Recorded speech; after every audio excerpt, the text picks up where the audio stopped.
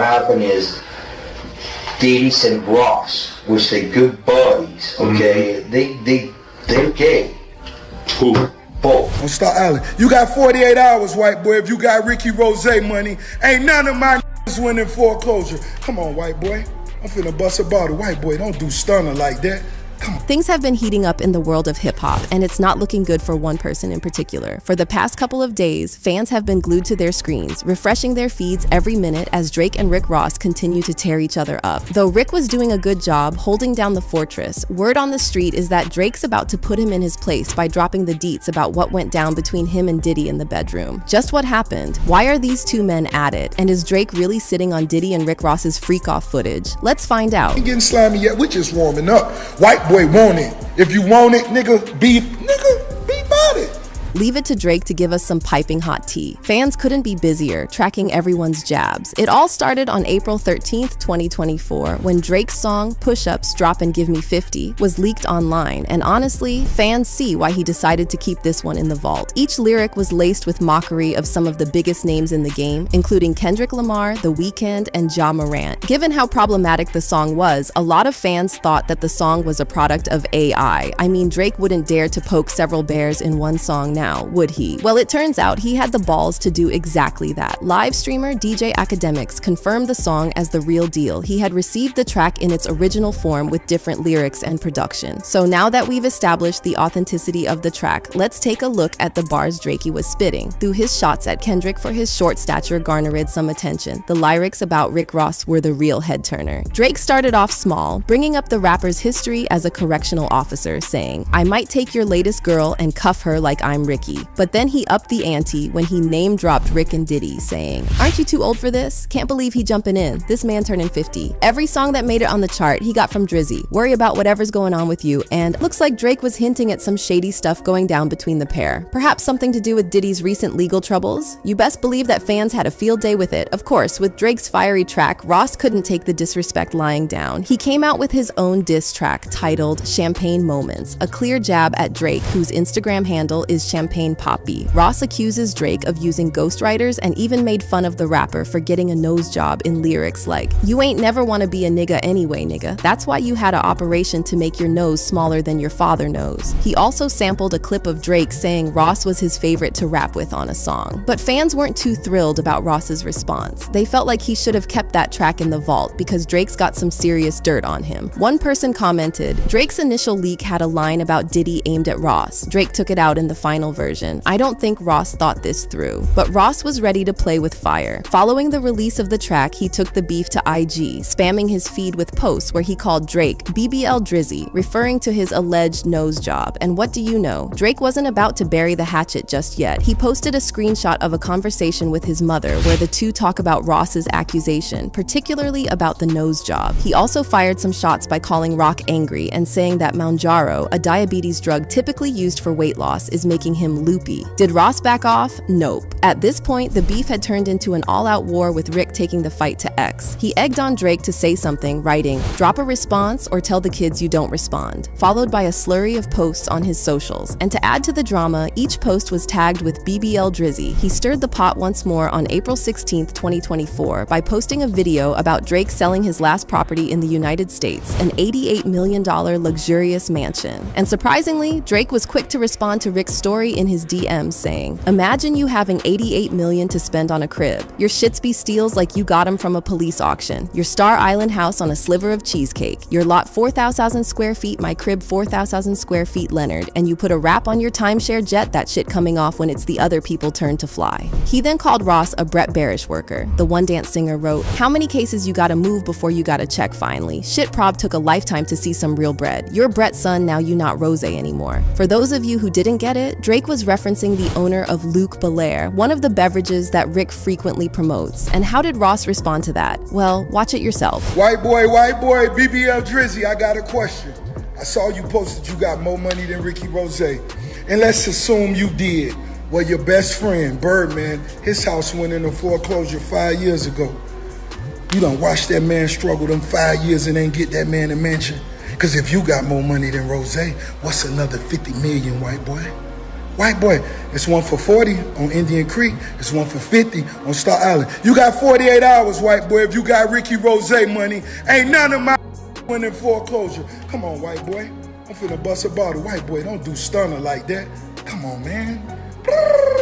What happened to that? For context, Drake's longtime friend was forced to part ways with his Miami Beach mansion after failing to make mortgage payments. Birdman eventually ended up selling the mansion for the low price of $10.85 million, a whopping $5 million less than the original price of the sprawling property. It seemed like Ross wanted Drake to put his money where his mouth was while secretly boasting about how none of his MMG artists had been kicked to the curb. Towards the end of the video, Ross rubbed salt over Drake's wounds by bringing up his jet in the conversation.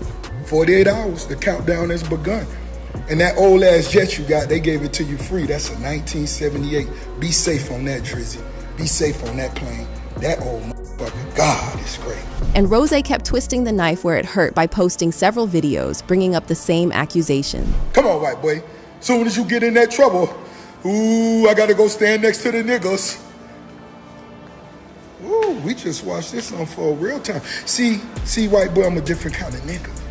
I'm a different kind of nigga. Rose, nigga, I'm rich, nigga. I don't need you for a remix, white boy. I don't need you. All them other niggas want to tell you what I'm telling you. I'm saying it for all the niggas who ain't in my position. What happened to that crib? Come on, nah, we ain't getting... Interestingly, Drake didn't run away from the fight. He stepped in the ring and played Ross's game by posting an IG story where he poked fun at Ross's digs, writing, "This shit the Miami starter pack you living in a content creator crib." And to no one's surprise, Ross wasn't about to move on just yet. He responded with yet another video. This time he egged on Drake to stop hiding behind IG captions and post a video. He also took shots at the rapper for hiring ghostwriters to do his work for him. He'll take a picture and post because he got ghostwriters for his fucking captions. He got, listen to me, he got people sitting around, what's Rick gonna do next? Let's go, come up with it. Come on, BBL Drizzy, just pick your phone up and talk to the people. You okay? We know you may be shallow. We know, but everything fine. Everything's gonna be okay.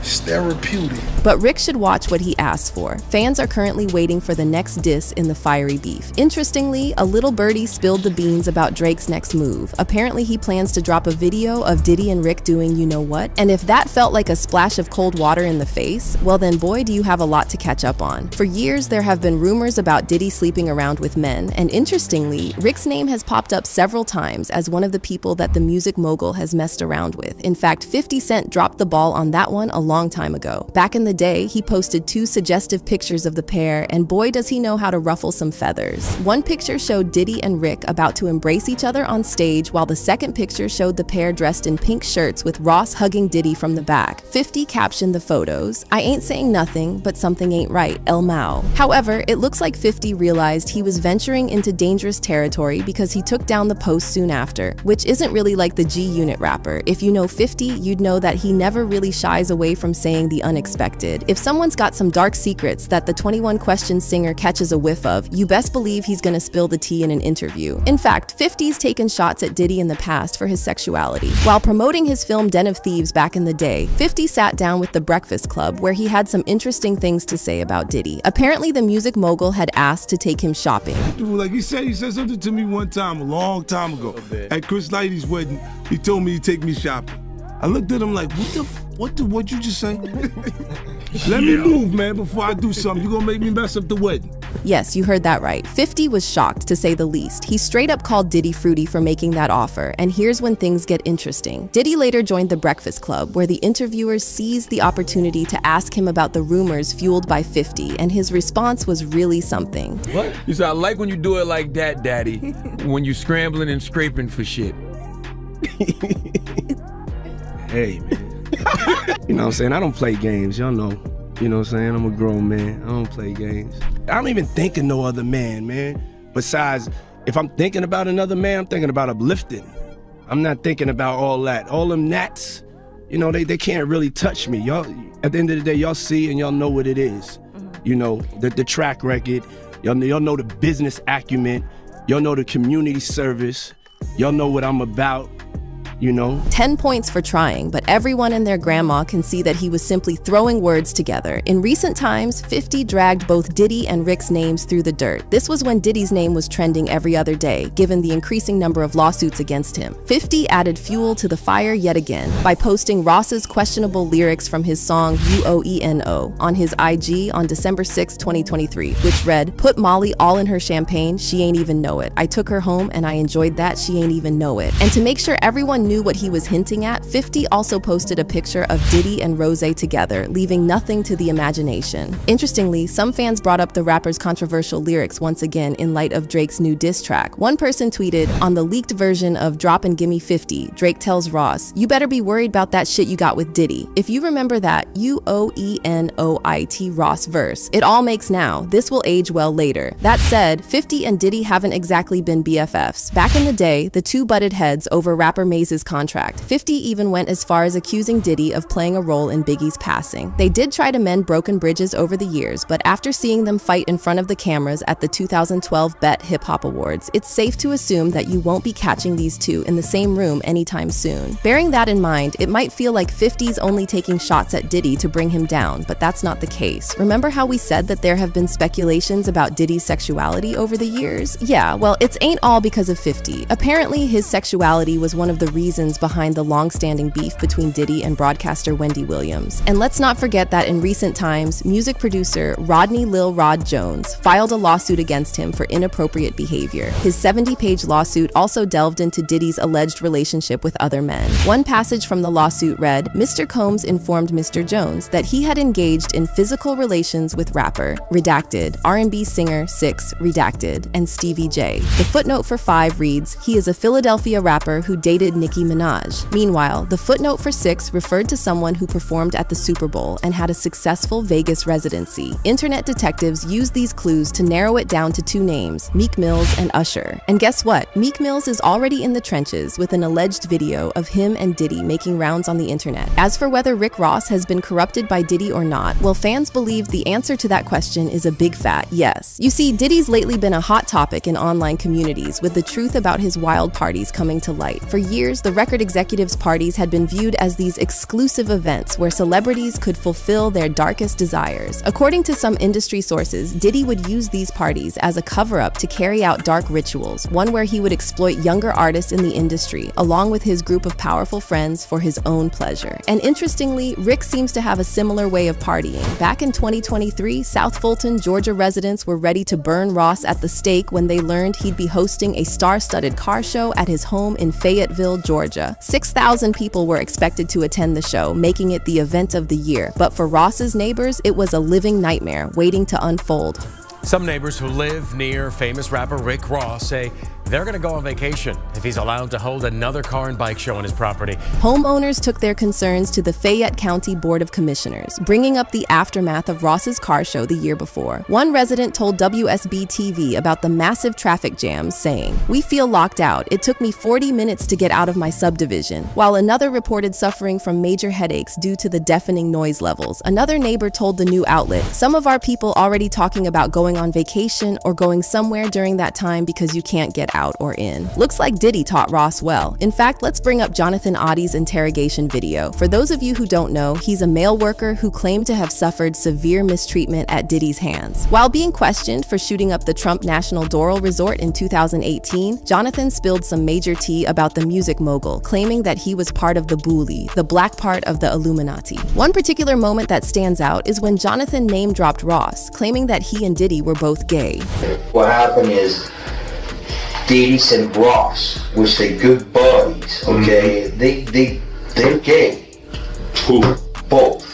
Diddy and Ross. Now, before you brush off his claims as that of a crazy person, don't forget that Jonathan was talking about the freak-off sessions that involved Cassie long before she had filed a lawsuit. So maybe he was telling the truth after all about Diddy and Rick. To be fair, these two have always been tied at the hip. Diddy served as an executive producer for Ross's studio album, Mastermind. What's more, back in 2009, Diddy signed Rick Ross to his C-Rock entertainment management firm. But it's not merely a business relationship between the two. Back in 2010, Diddy said that his relationship with Ross wasn't merely on paper during an interview with Spliff TV, saying, "We was in here one night, chopping it up, talking about these big plans. Doing a partnership, not just a management, doing a partnership, and I'm proud to announce that partnership." And he goes by the name of Rossi, Ricky Ross, the Teflon Don. "We're gonna get a lot of money this year, you know, we see eye to eye, we got the same taste, we like fly things, he likes green, we like gold." And the love goes both ways, because here's what Ross had to say about Diddy. "The experience and the knowledge that Diddy possesses is priceless. The relationships that he's accumulated over the last 20 years is priceless for a young artist such as myself. We developed a mutual friendship. We just stayed in contact. I was calling him for advice anyway. He was doing it for free. What you think about that, homie? Help me get this, homie. I need to meet for the Waka Flocka video, homie." He was doing so many different things for me on that level. At the end of the day, it's crystal clear that the two men are each other's rock in the industry. But based on music producer Lil Rod's experiences and what we know about Diddy, it's hard to rule out the possibility of Diddy possibly exploiting Rick and Ross agreeing to it for a seat at the table. As for fans, they're all for Drake dropping the ball on Rick Ross and Diddy. Some folks seem to think that Ross's desperate attempts to clap back at the rapper are nothing but a ruse to take away the public's attention from the facts. One person tweeted, "Rick Ross trying to make the beef about him to distract us from being a Diddy affiliate." Meanwhile, another fan commented, "Rick Ross needs to face his front and focus on accepting his bisexuality and not going down with Diddy." But what do you think of the situation? Do you think Rick Ross and Diddy really went at it? Will Drake drop the footage and turn around the tables? Let us know in the comments below.